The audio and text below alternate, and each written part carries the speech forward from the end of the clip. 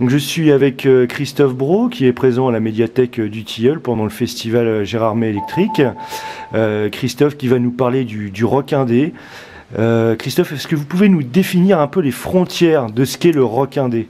Alors, au départ, en fait, si on a démarré en 74-75, au moment de la création du mouvement punk, c'est que c'était vraiment quelque chose de très justifié. Il y avait vraiment une frontière entre le rock dit mainstream, le courant principal, et ce qui allait devenir le rock indépendant, né sur des petits labels, en total, j'allais dire autarcie ou presque. On faisait tout soi-même, y compris les pochettes, la distribution, les concerts, etc.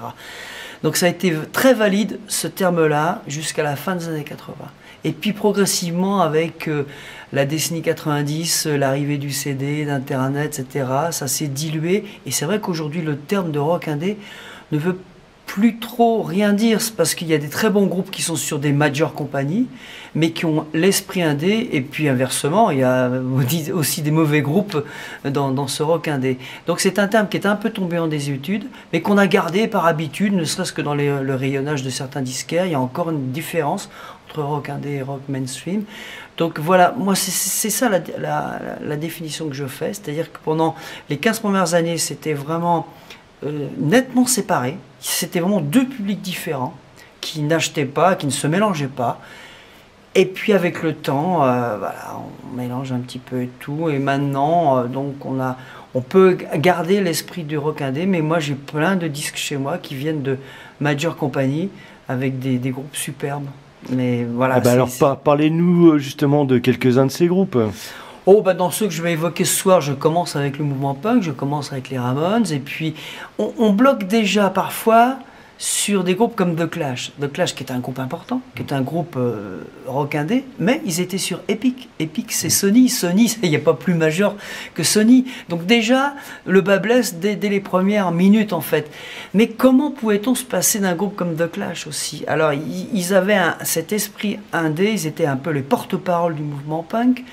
Donc alors tant pis, alors parfois effectivement je triche, c'est-à-dire que voilà, The Clash, je dis on parce que c'était un travail de groupe, on n'aurait pas dû le mettre. Et puis finalement, on a fini par le mettre. Mais sinon, on va retrouver tous les grands classiques des années 80-90. On passe par le grunge, bien sûr. Il y a beaucoup alors, c'est des termes un peu spécifiques. Il y a le mouvement noise, il y a le mouvement un petit peu plus métal.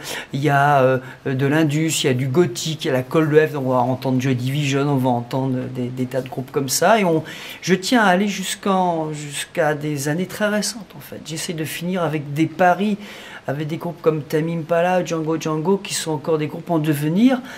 Je suis obligé de me mouiller, c'est-à-dire que peut-être que ces groupes-là vont disparaître dans 3 ou 5 ans, mais tant pis, on est obligé, on n'a pas le recul pour savoir si ça va tenir ou pas, mais tant pis.